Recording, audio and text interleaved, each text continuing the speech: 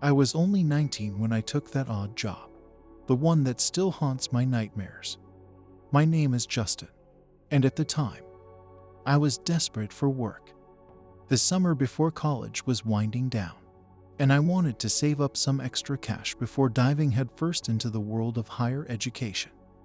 I had spent weeks scouring the internet for any opportunity that would pay decently, but my searches often came up empty. That is, until I stumbled upon that eerie ad. Night security monitor needed. The headline read, and the description was simple. Watch a live security camera feed from 11 p.m. to 4 a.m. $25 an hour. It seemed too good to be true, but the prospect of making that much money for doing something so easy was too enticing to pass up. I immediately reached out to the contact email provided, and within a few hours, I received a response from someone named Daniel. Hi Justin, thank you for your interest in our night security monitor position. We would like to invite you for an interview at our office. Can you come by tomorrow at 3 p.m.? Please let me know. Regards, Daniel. I agreed to the interview and received the address of their office, located in a part of town I was not too familiar with. The following day, I dressed in my most professional attire and headed out to the interview, trying to calm my nerves. As I approached the building, I could see that it was old and worn down, with a sign above the entrance that read, Memento Security Solutions. The windows were covered in a thick layer of grime, obscuring the view inside. The entrance door creaked as I pushed it open, and the air inside was stale and musty. I was greeted by a receptionist who seemed to be in her late 40s. She had a gaunt face and her hair pulled back in a tight bun. She looked me up and down, her expression devoid of any warmth.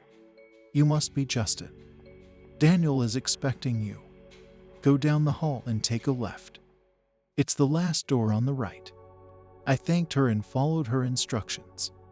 The hallway was dimly lit, with flickering fluorescent lights overhead. The carpet beneath my feet was threadbare and stained.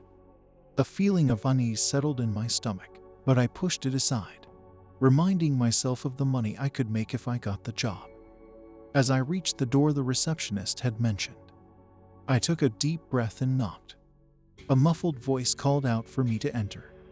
I opened the door and found myself in a small, cluttered office.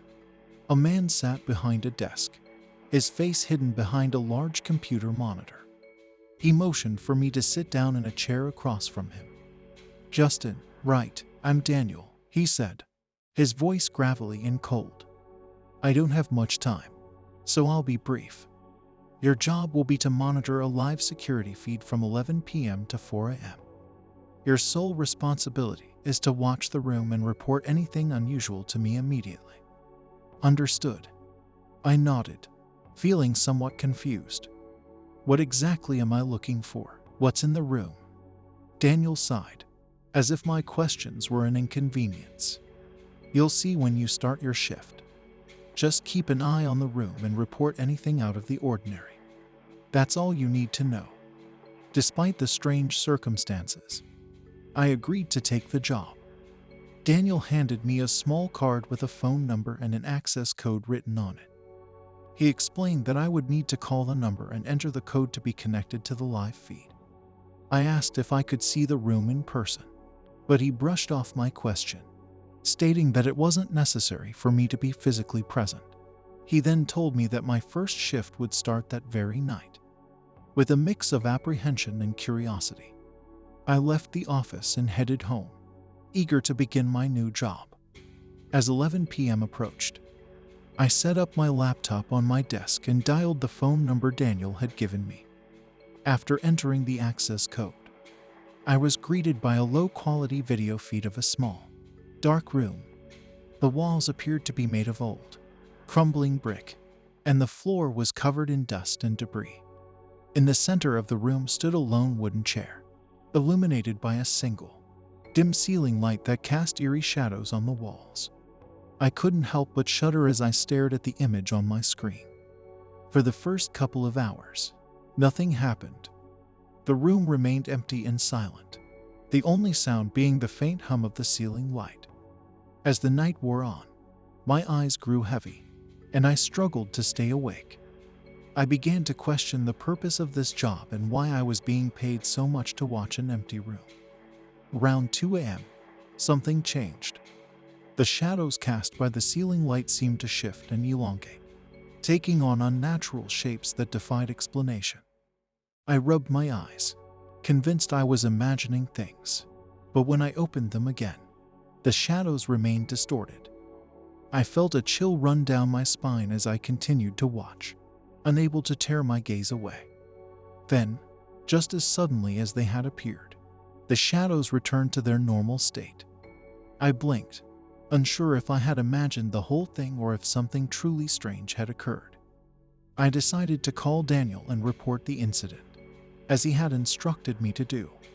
As soon as I mentioned the shifting shadows, I could hear the tension in his voice.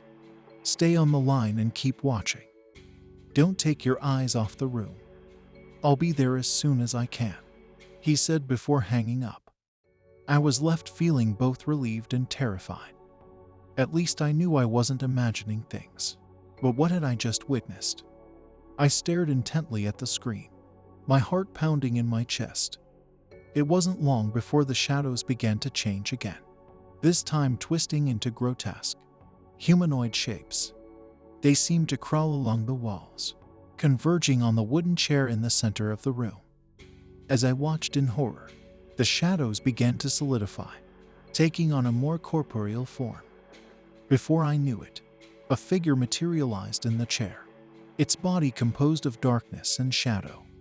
Its eyes, two glowing orbs of malevolent light, locked onto the camera, and I felt as if it were staring directly into my soul. The air around me grew cold, and I struggled to breathe, my heart racing with terror. Suddenly, there was a knock at my door. I tore my eyes away from the screen for a moment, only to find Daniel standing in my doorway, his face pale and his eyes wide with fear. "We need to shut it down now," he yelled, rushing over to my laptop and frantically searching for a way to disconnect the feed. As he did, the figure in the chair began to move, its shadowy form stretching and twisting as it reached out towards the camera. The screen filled with darkness, and just as the figure's hand seemed about to break through the screen, Daniel managed to cut the feed.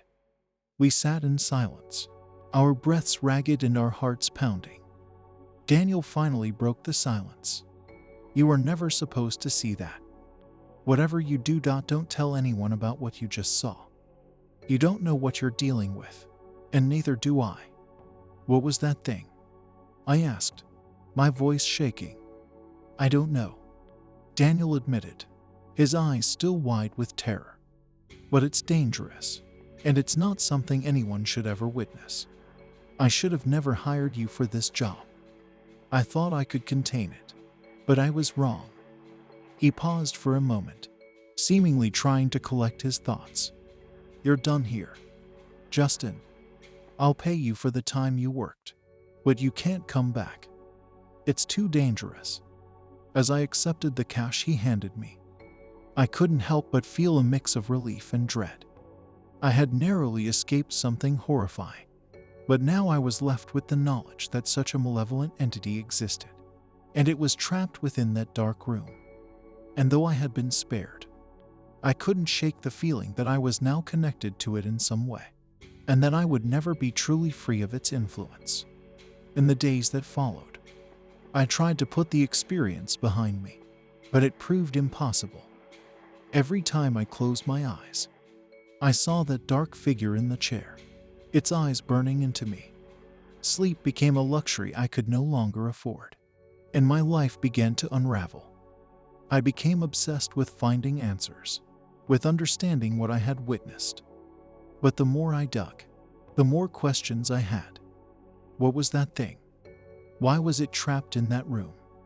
And why had Daniel hired me to watch it? As weeks turned to months, my search for answers consumed me. I lost touch with friends and family. My grades in college plummeted, and I was eventually forced to drop out. I spent my days scouring the internet, visiting libraries, and even consulting with experts in the fields of the paranormal and the occult.